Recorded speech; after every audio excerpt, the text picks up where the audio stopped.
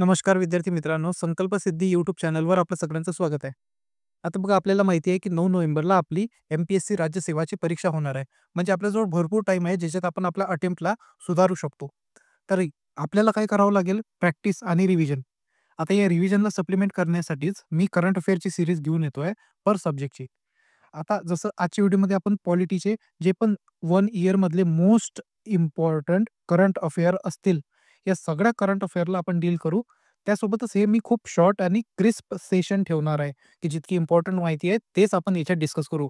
फालतू गोष्टींवर जास्त विचार नाही करू. कारण आपला जो जी-एसचा पोर्शन आहे, आय होप तुम्ही सगळ्यांनी कव्हर केलाच असेल. राहिला फक्त करंट अफेअर्सचा प्रश्न. तर याच्यात पण जे इम्पोर्टंट गोष्टी असतील, आपण त्यांनाच डिस्कस करूया फक्त. बाकी गोष्टींच्या मागे आपण जास्त जाऊ नये. ओके. तर चला आजच्या व्हिडिओला आपण स्टार्ट करूया. तर बघा आपल्याला सगळ्यात पहिला टॉपिक बघायला मिळतो, की सुप्रीम कोर्टचे 75 इयर्स कंप्लीट झालेले आहे. तर सुप्रीम कोर्ट हे एस्टॅब्लिश कधी झालेलं होतं? 28 जॅन 1950 मध्ये. आणि सुप्रीम कोर्टनी रिप्लेस कोणाला केलं होतं? Federal court and privy council. आता हे जे federal court and privy council आहे, हे ओल्ड पार्लमेंट बिल्डिंगमध्येच होतं. आता 1958 मध्ये काय झालं? न्यू दिल्लीमध्ये सुप्रीम कोर्टला शिफ्ट केलं गेलं and current chief justice of India हे कोण आहे आपले सुप्रीम कोर्टचे? भूषण रामकृष्ण गवई. आता हा एक इम्पॉर्टंट पॉइंट ठरून जातो. त्यासोबतच बघा first chief justice of India कोण होते? एच.जे. कनई. मोटो काय आहे?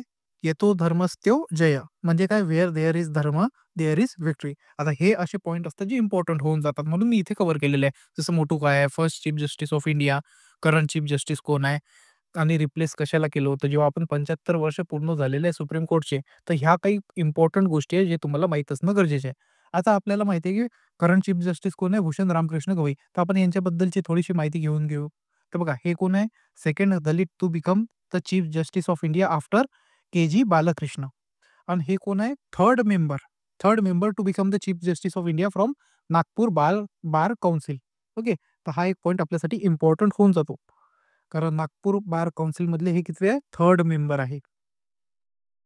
नेक्स्ट आता स्टॅच्यू ऑफ लेडी जस्टिस आहे. याच्यातले काही चेंजेस आहेत ते मी सांगतो. जसं की शेड जे ब्लाइंड फोर्ड होतं त्याचं काय केलं? पट्टी हटवल्या गेली. म्हणजे लॉ जे आहे, इंडियन लॉ जे आहे, it is neither blind nor punitive सांगितलं गेलेली आहे. आता प्युनिटिव्ह आणि प्रिव्हेंटिव्ह अशा 2 प्रकारच्या गोष्टी गोष्टी असतात. म्हणजे क्राईम किंवा आपण अरेस्टमेंट जे असते ते म्हणू शकतो, की अरेस्ट केलं गेलं इन प्युनिटिव्ह केसेस किंवा प्रिव्हेंटिव्ह केसेस. आता अरेस्ट झालं प्रिव्हेंटिव्हमध्ये. समजा प्रिव्हेंटिव्हमध्ये अरेस्ट झालं म्हणजे काय, की तुम्ही काही काही करण्याच्या काही करण्याच्या पहिले काही करण्याच्या पहिले जर तुम्हाला अरेस्ट केलं गेलं असेल, तर ते प्रिव्हेंटिव्ह. आणि प्युनिटिव्ह म्हणजे काय? केल्यानंतर. काही केल्यानंतर जर तुम्हाला अरेस्ट झालं, तर ते प्युनिटिव्ह. आणि प्रिव्हेंटिव्ह म्हणजे काय? प्रिव्हेंट म्हणजे आपल्याला समजूनच येऊ राहिलं, की काही करायच्या पहिलेच ती गोष्ट थांबवून दिलं. म्हणजे प्रिव्हेंटिव्ह, प्युनिटिव्ह केल्यानंतर. ओके. तर हे काही असे 2 इम्पोर्टंट टर्म्स आहेत, जे तुमच्यासाठी खूप इम्पोर्टंट राहतील. ओके. हे कन्सेप्ट समजणं खूप गरजेचं आहे मित्रांनो. आता वर्ड्समध्येच यांचा कन्सेप्ट आहे, त्यामुळे तुम्हाला हे समजण्यात खूप ईझी झालं असेल. नेक्स्ट स्वॉर्डला रिप्लेस केलं गेलं विथ कॉन्स्टिट्यूशन. आणि जे स्केल्स ऑफ जस्टिस आहे, त्याला तसंच ठेवलं गेलं. आणि ते काय कशाचा सिम्बॉल आहे? It symbolize the balance. Okay. It symbolize the balance. Next आपण आपल्या सेकंड टॉपिकवर जाऊया. ते की म्हणजे युनिफॉर्म सिव्हिल कोड. आता सगळ्यात पहिला युनिफॉर्म सिव्हिल कोड आपल्याला कुठे बघायला मिळतो? इन गोवा. तो काय होता? पोर्तुगीज सिव्हिल कोड ऑफ 1867. हा एक इम्पोर्टंट पॉइंट बनून जातो. पोर्तुगीज सिव्हिल कोड कधी आलेला होता? 1867 मध्ये. आणि आता आपल्या इंडियामध्ये कोणत्या स्टेटमध्ये यू-सी-सी लागलेला आहे? तर उत्तराखंड. आता जी यू-सी-सी असते, हे कोणत्या-कोणत्या मॅटर्सवर अवेलेबल आहे, ॲप्लिकेबल आहे? तर marriage, divorce, adoption and succession. आणि यू-सी-सी हे कोणत्या गोष्टीसाठी लागत नाही? जे ट्रायबल कम्युनिटी असतात, ते यांच्यावर यू-सी-सी लागत नसतो. Why? Because in article 366(25) clause unique customary practices of scheduled tribe have been protected in part 21 of Indian constitution. तर हे यांना प्रोटेक्शन मिळालेली आहे. तर हा जो एक्सेप्शनवाला केस होतो, तर एक्सेप्शनवाल्या केसवरून आपल्याला हमखास क्वेश्चन बघायला मिळतात. तर इथून एक क्वेश्चन बनू शकतो. नेक्स्ट आता यू-सी-सीचे कमिटी कोणचे-कोणचे आहे किंवा कोणचे-कोणचे केसेस होते त्यांच्यासोबत रिलेटेड. तर ते पण इम्पोर्टंट होऊन जातात. जसं शाहबानो कथिया केस, okay, law commission, Ranjan Prakash Desai committee. हे तिन्ही जे गोष्टी आहेत ते कशासोबत रिलेटेड आहे? Uniform civil code. याचा आर्टिकल कोणता आहे? आर्टिकल 44. नेक्स्ट आता आपल्याला बघायला मिळते की 50 years of national emergency has been completed.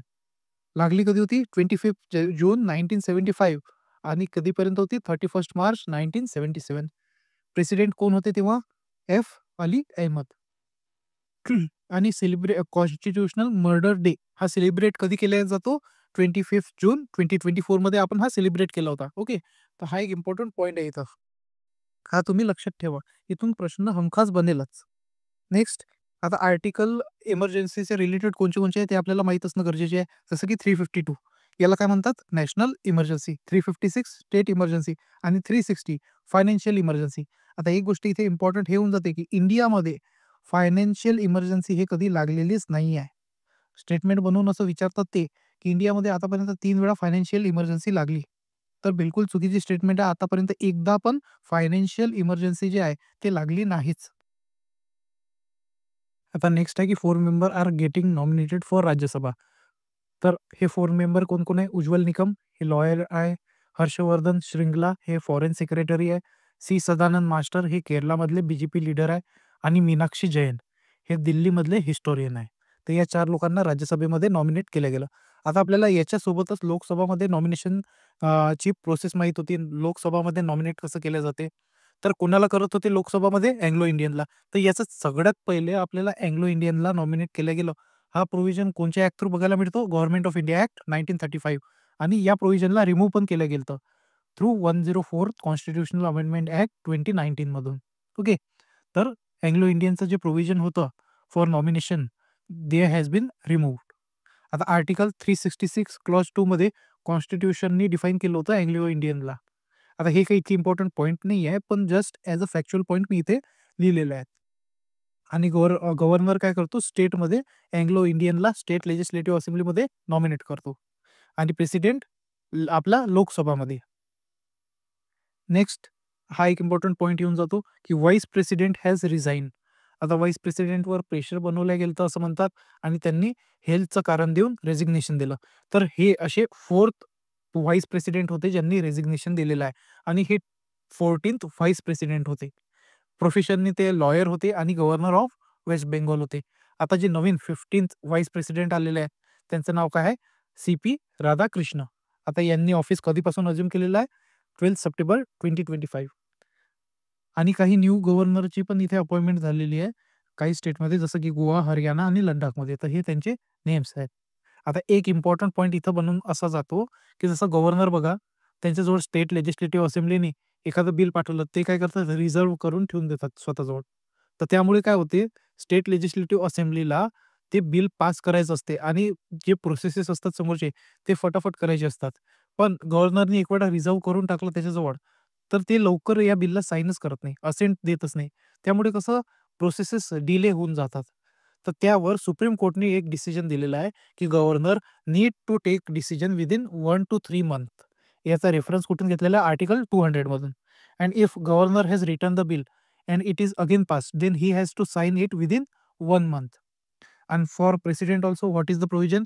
Those bills which are sent by the governor to the president need to be signed in 3 months. आता याच्यासोबतच एक स्टेट लेजिस्लेटिव्ह असेंब्लीच्या रिगार्डिंग एक पॉइंट होता, तो म्हणून मी इथे इन्क्लूड केला, की ब्लाइंड पीपलसाठी जे म्हणजे कोडिंग असते त्यांची, अशी ते डॉट असतात ना, तर हे अशी कोडिंग स्टेट लेजिस्लेटिव्ह असेंब्लीमध्ये फर्स्ट स्टेट असा पंजाब बनलेला आहे, की ज्यांनी हे इंट्रोड्यूस केलेलं आहे. Next sub category in Sc. आता हे एक मुद्दा इम्पॉर्टंट आहे, की जे शेड्यूल कास्ट असतात यांच्यात पण सब कॅटेगरी करा असं सांगितलं आलं गेलं आहे. त्याच्यात बघा 15% reservation into 3 categories has been given. आता फर्स्ट स्टेट कोणचा आहे इंडियामधला ज्यांनी ही गोष्टी केली ते की म्हणजे तेलंगणा. आता कमिटी कोणची होती? अंडर एच-सी हायकोर्ट जज शाहीन अख्तर त्यांच्या अंडर ही कमिटी इथे बनवली गेली. नेक्स्ट जे ज्ञानेश कुमार आहे, हे कोण आहे? He has been appointed as the chief election commissioner. Okay. आणि हे कितवे आहे? 26th चीफ इलेक्शन कमिशनर आहे आणि हे प्रोफेशननी आय-ए-एस होते. आता हे रिटायर्ड आहे. ओके. नेक्स्ट मणिपूरमध्ये प्रेसिडेंट रूल लागला गेला होता फ्रॉम 13 एप्रिल 2025 आतापर्यंत 11 वेळा मणिपूरमध्ये प्रेसिडेंट रूल लागला गेलेला आहे. तिचे गव्हर्नर कोण आहे? अजय कुमार भल्ला. आणि लॉंगेस्ट 2 इयर 157 डेज इतक्या दिवसासाठी हा जो प्रेसिडेंट रूल आहे हा लागलेला होता. State never come under president rule. तर याच्यातले कोण आहे? तेलंगणा आणि छत्तीसगड. तर हा एक पॉइंट इम्पॉर्टंट होऊन जातो. हा फॅक्च्युअल पॉइंट आहे मित्रांनो. हा तुम्हाला माहिती असणं गरजेचं आहे आणि याच्यावरून क्वेश्चन फ्रेम व्हायचा चान्स पण खूप जास्त असतो. आता हे एक्सेप्शनवाले केसेसच असतात ज्यांच्यावरून क्वेश्चन जास्त बनायचा चान्स असते. नेक्स्ट म्हणजे Dinesh Waghmare has become the 7th state chief election commissioner. कशातले? महाराष्ट्राचे. फर्स्ट कोण होते? D N. Chaudhari. 16 speaker of Maharashtra state legislative assembly. हे कोण आहे? राहुल नवेलकर. कुठचे आहे? कोणत्या कॉन्स्टिट्युएन्सीचे आहे? कोलबा. फर्स्ट लोकसभा स्पीकर कोण होते? गणेश मालवणकर. हे मुंबईमधले होते. आणि फर्स्ट महाराष्ट्राचे स्पीकर कोण होते? सय्याजी सलीम 1960s मध्ये. नेक्स्ट आहे की 18 लॉ कमिशनने रेकमेंड केलं for supreme court regional benches. आता बघा हे फर्स्ट आपल्याला 2009 मध्ये बघायला मिळालं होतं की रिजनल बेंचेसवर गोष्टी केल्या गेल्या होत्या.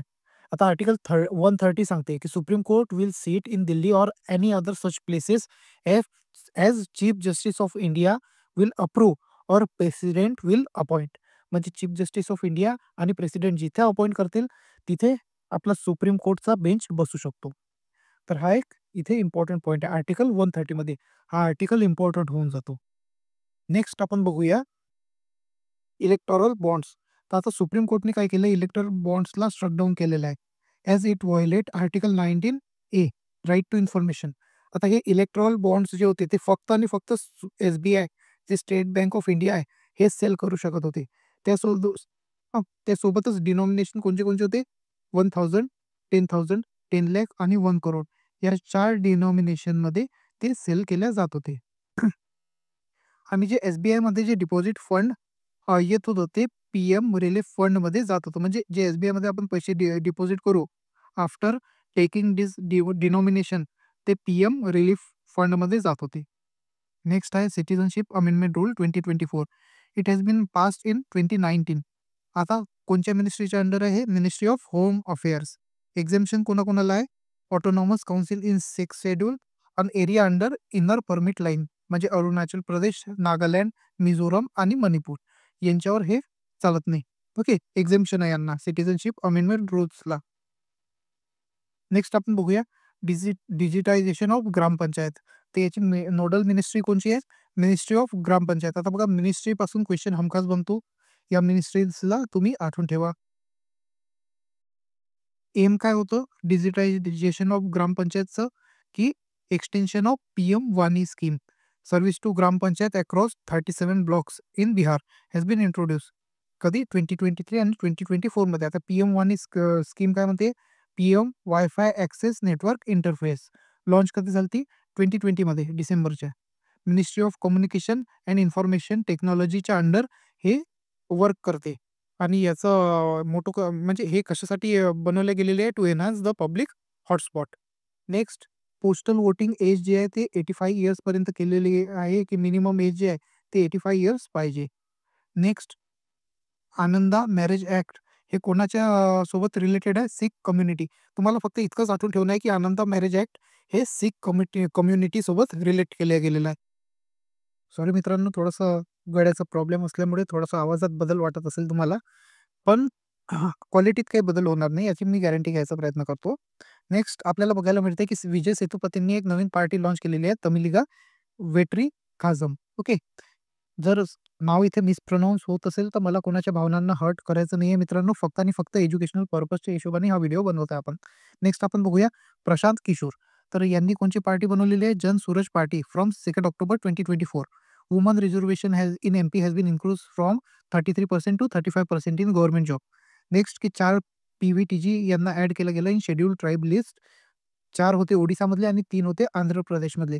तर कोणते कोणते होते? Mandika tribe, next Tambadia and Taimudi tribe, Mukkadora and Konda tribe हे कशातले होते? ओडिसामधले. आणि आंध्र प्रदेशमधले कोणते होते? बोंडो पोरजा, पोरजा, नेक्स्ट कोंडा सर्वस्र. ओके, तर सॉरी जर नाव मिसप्रोनाऊन्स होत असतील तर extremely sorry for it. But हे काही ट्राईब आहे जे आपल्याला माहीत असणं खूप गरजेचे आहे. कारण हे नवीन ॲड केले गेलेले आहे. आता 75 PVTGs are there in 17 state and 1 union territories. आता हरियाणा आणि पंजाबमध्ये देअर आर नो पी-व्ही-टी-जीज. हा एक इम्पोर्टंट पॉइंट बनून जातो मित्रो. याच्यातून क्वेश्चन येऊ शकतात मित्रांनो. ओके. नेक्स्ट आपण बघूया, की आसामचा जो सेकंड कॅपिटल आहे, हा कशाला बनवला गेलेला आहे? दिब्रुगडला. Next addition in Jammu and Kashmir ST म्हणजे शेड्यूल्ड ट्राइब लिस्ट. तर Paharis, Gadda Brahmin, Padhari tribe and Koli tribe यांना ॲड केला गेलेला आहे in ST list of Jammu and Kashmir. ST means tribe deemed under article 342 of Indian constitution. हा एक पॉइंट इम्पॉर्टंट होऊन जाते. ओके. की एस-टी ट्राइब्स मीन्स कोणचे आहे? जे आर्टिकल 342 मध्ये दिलेले आहेत ऑफ इंडियन कॉन्स्टिट्यूशन. आता नेक्स्ट आपण बघूया regarding one nation one election. आता एक कमिटी कॉन्स्टिट्यूट केल्या गेली ती under former president Ram Nath Kovind. यांनी काय रिकमेंडेशन दिला की अमेंडमेंट केली पाहिजे in article 83, article 172 and there is no need for the state ratification for amending it. Okay. तर हे रिकमेंडेशन दिले होते. त्यासोबतच टू स्टेप प्रोसेस असली पाहिजे for election of Lok Sabha and state legislative assembly आणि ते सायमेंटेनियस असले पाहिजे. त्यासोबतच लोकल बॉडीजचे जे इलेक्शन आहे ते सिंक्रोनाइज असले पाहिजे. Within 100 days state legislative assembly आणि लोकसभाच्या विदिन 100 डेज ते झाले पाहिजे. आणि या सगळ्यांना जेव्हा आपण लोकल बॉडीजला इथे इन्क्लूड करत आहे, तर ratification of half of the state has been required here. आता सायमल्टेनियस इलेक्शन हे कधी-कधी झालेले होते 1951, 1957, 1962 आणि 1967. तर या 4 वर्षात सायमल्टेनियस इलेक्शन झाले होते. हा एक पॉइंट इम्पोर्टंट होऊन जातो. असा प्रश्न येऊ शकते की आतापर्यंत इंडियात 4 वेळा किंवा 5 वेळा सायमल्टेनियस इलेक्शन झालेले आहेत. तर आपल्याला माहीत असलं पाहिजे कधी झाले. ओके. नेक्स्ट 1968 मध्ये काय झालेलं आहे? Premature dissolution of state legislative assembly. तसंच 1970 मध्ये पण काय झालं? Premature dissolution of Lok Sabha. तर लोकसभाचं प्रीमॅच्युअर डिसॉल्युशन झालं होतं. त्यामुळे इथे गोष्टी थोड्या बदलावं लागल्या होत्या. कारण मध्येच जर स्टेट लेजिस्लेटिव्ह असेंब्ली डिसॉल्व्ह झाली, तर याचं इलेक्शन अलग करावं लागेल. बरोबर आहे? रिमेनिंग पिरियडसाठी आपण दुसरा काही उपाय तर करू नाही शकत ना. त्यामुळे आपलं जे इलेक्शन आहे, ते इलेक्शन इथे करवणं गरजेचं असते. त्यामुळे आपल्याला वेगवेगळ्या रिजनमध्ये वेगवेगळे इलेक्शन डेट्स हे बघायला मिळतात. Next is about model code of conduct. याचं ओरिजिन आपल्याला कुठे बघायला मिळते? 1960 केरला असेंब्लीमध्ये. 1962 मध्ये लोकसभाची जे इलेक्शन होते त्यापासून याची सुरुवात आपल्याला बघायला मिळते. नेक्स्ट पटना हायकोर्ट जे आहे त्यांनी 60% जे 65% जे रिझर्वेशन आहे ते स्ट्रक डाउन केलेलं आहे. जे बिहारची स्टेट लेजिस्लेटिव्ह असेंब्ली होती यांनी 50% वरून ते 65% वर रिझर्वेशन घेऊन गेले होते. पण एक सर्टन कोटा असतो 50% चा. 50% वर रिझर्वेशन गेलं नाही पाहिजे फॉर मेंटेनिंग द इफिशियन्सी. तर हे 65% पर्यंत गेलं. त्यामुळे सुप्रीम कोर्टमध्ये याला चॅलेंज केलं गेलं होतं आणि हे स्ट्रक डाउन केलं गेलं होतं. आता आपल्या मराठा आरक्षणावर खूप जास्त इथे मुद्दा जो आहे तो हायलाइट केला गेलेला आहे आणि इम्पॉर्टंट आहे न्यूजमध्ये. त्यामुळे हा जो स्ट्राईक डाउन केला गेला होता, की 50% वर 65% वर चाललाय हा. तर याला स्ट्राईक डाउन केल्या जाऊ शकते. तसंच महाराष्ट्रामध्ये जे आपण रिझर्व्हेशन घेत आहे, तर याच्यावर पण काही आक्षेप येऊ शकतात समोर. त्यामुळे हा एक इम्पोर्टंट मुद्दा इथे होऊन जातो. Next is about conjugal rights. It is the mutual right between two individual from state of being married. म्हणजे एज ऑफ कन्सेंट असते की नाही, तसंच हा कॉन्जुगल राइट आहे. It is regarding to age of consent. Okay. After getting married. तर हे होतं कन्जुगल राइटच्या बद्दल. नेक्स्ट आहे डिलिमिटेशन कमिशन. आतापर्यंत 4 वेळा लागलेली आहे. हा क्वेश्चन तुम्हाला मध्ये पण बघायला मिळतो, की डिलिमिटेशन कमिशन आतापर्यंत 4 वेळा लागलेली आहे. तर हे स्टेटमेंट करेक्ट आहे. नेक्स्ट कधी-कधी लागलेली आहे 1952, 1963, 1973 आणि 2002. मेन्शन कुठे आहे याचा? आर्टिकल 82 मध्ये आणि आर्टिकल 170 मध्ये फॉर स्टेट. 170 मध्ये कशात? स्टेटमध्ये आणि 82 मध्ये कशात? For central elections. Okay. Central लेव्हलवर जे इलेक्शन होते त्यासाठी 82 मध्ये दिलेलं आहे. Next is about public account committee. हे कोणत्या आपल्या ॲक्ट थ्रू आपल्याला बघायला मिळते? Montague Chelmsford reform. आणि याच्यात मेंबर किती असतात? 22 member are there. 15 are from Lok Sabha and 7 are from Rajya Sabha. इथे मिनिस्टर इन्क्लूड नसतात. यांचा टर्म इयर किती असतो? 1 इयरचा. ओके. जे टर्म असते ते 1 इयर्स असतो. आणि recommendation are binding on the government. Next is about steering committee. It replaces the standing committee on statistic. SCSO याला रिप्लेस केलेलं आहे स्टिअरिंग कमिटीने. हेड कोण असते याचा? NSO chairman. त्यासोबतच 4 member are there. Headed by NSO chairman and 4 member are there. Term कशी असते? 2 इयर्सची आणि कंपोजिशन कसं असते? 70 member are there along with 1 non permanent member secretary. Okay. तर हे काही इम्पोर्टंट आपले करंट अफेअर होते रिगार्डिंग पॉलिटी. आता याच्या व्यतिरिक्त तुम्हाला जास्त काही करून जायचं गरज नाही आहे. प्रश्न येतील ते इतक्यातूनच येतील आणि यांच्या रिलेटेडच येतील.